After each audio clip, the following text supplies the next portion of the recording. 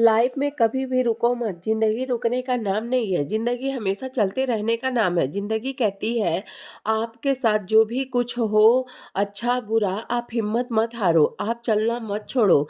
जब आप चलना छोड़ देते हो फिर आपकी जिंदगी में कुछ नहीं बदलता। सिचुएशन, वक्त, हालात तभी बदलते हैं जब आप चलते रहते हैं। इसीलिए चाहे लाइफ में जो कुछ भी हो जाए, सिचुएशन चाहे जैसी भी हो, आप चलते रहिए। आप खुद देखेंगे कि सब कुछ ठीक हो रहा है। जिंदगी में सब कुछ बदल रहा है। Hey everyone, welcome back to our channel. मैं जागती स्वागत करती हूँ आपका अपने इस नए ब्लॉग में। तो दोस्तों, कैसे हैं आप सब? कमेंट करके जरूर बताएं। और फ्रेंड्स, अपने सिटी का नाम जरूर बताएं कि जिससे हमें भी पता चले कि मेरा ब्लॉग कहाँ कहाँ जा रहा है। और फ्रेंड्स, अपना प्यार और सपोर्ट बनाए रखें। तो फ्रेंड्स, यहाँ पे मैं दोपहर का बज रहा है 1 और मैं बाबू को खाना खिला रही हूँ।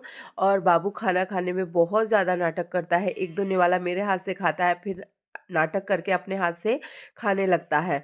फिर खाना वाना खिलाने के बाद ये मैं आ जाती हूँ। कपड़ा धुल के डाली थी, सारे कपड़े सूख गए हैं तो मैं उसे भी हटा लेती हूँ। क्योंकि सारे कपड़े उतार ले जाऊंगी। और पीछे आप लोग को दिख रहा होगा कि बाबू कितना सारा टॉय अपना ला ला के फेंक दे रहा है। जहाँ जाता है सारे टॉय ले जाके फेंकता रहता है। तो जिसकी वजह से उसका हर जगह आप लोगों को टॉय दिखता रहेगा।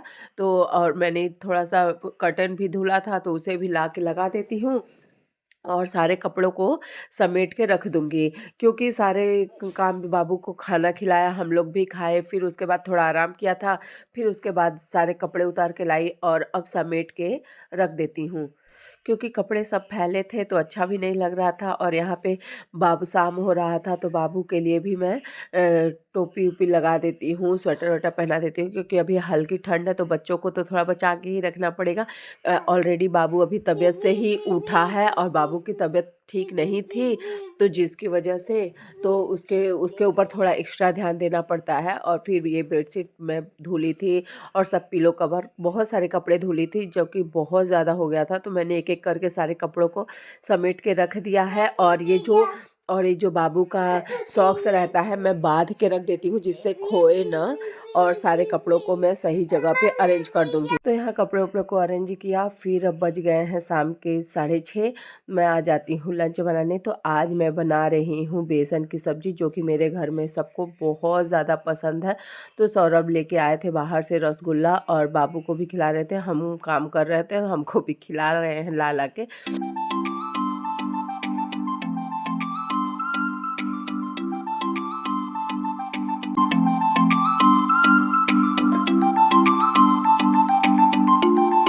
तो यहाँ पे अभी कढ़ाई गरम हो रहा है और मैं आ जाती हूँ। सारे जो बर्तन थे, नहला के रखी थी सारे बर्तनों को, तो सारे बर्तनों को मैं रख देती हूँ बर्तन स्टैंड में। फिर उसके बाद प्लेटफॉर्म को भी अच्छे से क्लीन कर लेती हूँ। फिर सब्जी अपना अच्छे से बना लूँगी।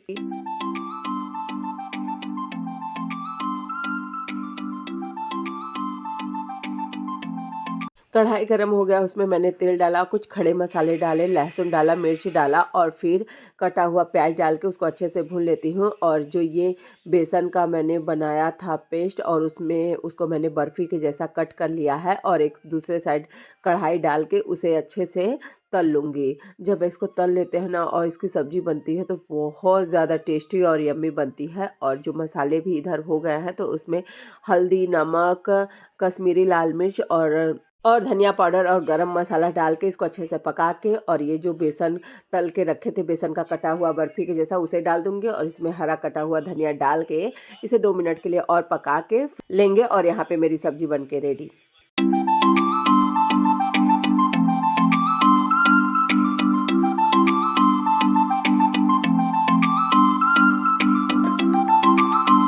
सब्जी तो बन गया और उसे मैं निकाल दी। और फिर इधर मैं आ जाती हूँ रोटी बनाने। तो मुझे अपने लिए और सौरभ के लिए रोटी बनाना है और पापा जी के लिए बनाना है पराठा।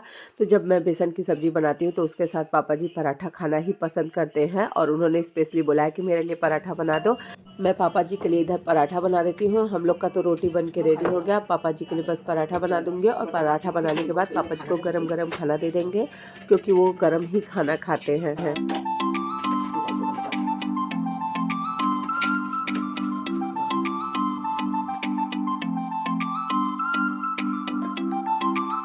पापा जी को खाना देने के बाद मैं आ जाती हूँ किचन क्लीन करने। तो अभी हम लोग खाना नहीं खाए हैं, तो अभी हम लोग का खाना सारा रखा है, तो मैं सारे खाने को एक साइड कर देती हूँ और गैस को अच्छे से क्लीन कर लूँगी। गैस को और प्लेटफॉर्म को क्लीन कर देती हूँ, क्योंकि जब मैं खाना खाने जाती हूँ, कभी कभी उससे पहले भी कर देती हूँ, तो मैं मोस्टली टाइम खाना खाने से पहले क्लीन कर देती हूँ। फिर बर्तन धुल लेती हूँ, जो थोड़े बहुत बर्तन रह जाते हैं उसको खाना खाने के बाद धुल लेती हूँ। तो यहाँ पे मैंने प्लेटफॉर्म को भी अच्छे से क्लीन कर लिया, और पूरा विंडो को भी थोड़ा सा मैं रोज़ रोज़ क्लीन करती रहती हूँ, तो उस पर भी दाग नहीं रहते हैं। तो यहाँ पे मॉर्निंग हो गई है और मैं आ गई हूँ किचन में। तो सुबह के बज रहे हैं 6:30, और देखिए धूप आ गया है मेरे घर पे, सामने ही धूप आती है, तो जिसकी वजह से धूप भी आ गई है। और मैं एक साइड दूध गर्म करने के लिए रख देती हूँ और एक साइड चाय चढ़ा देती हूँ।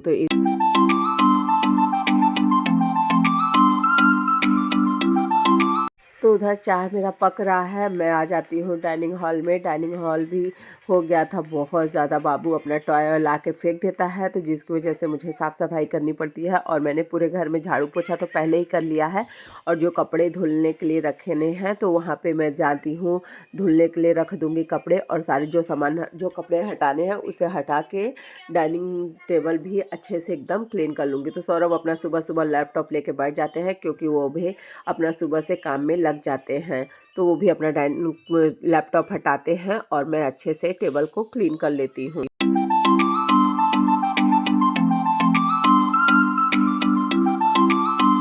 डाइनिंग एरिया क्लीन करने के बाद बाबू भी यहाँ पे उठ गया है, तो मैं उसको लेने आ जाती हूँ। अब मैं भी यहाँ पे मॉस्किटो नेट भी हटा दूँगी, क्योंकि बाबू जब सोया रहता है तो उसको मैं लगी रहने देती हूँ। यहाँ पे पता नहीं क्या हुआ है इसको, कि जो कि जिद्दाया हुआ है और किसी के गोदी में नहीं जा रहा है। सौरभ को देख के उसको कुछ ज़्यादा ही गुस्सा आ रहा है, और मेरे पास यहाँ बैठा है। और यहाँ पे मेरी चाय भी बन गई है, और मैं पापा जी और सौरभ को दे देती हूँ। तो फ्रेंड्स, आज का ब्लॉग हम यहीं पर ख़त्म करते हैं। Bye bye.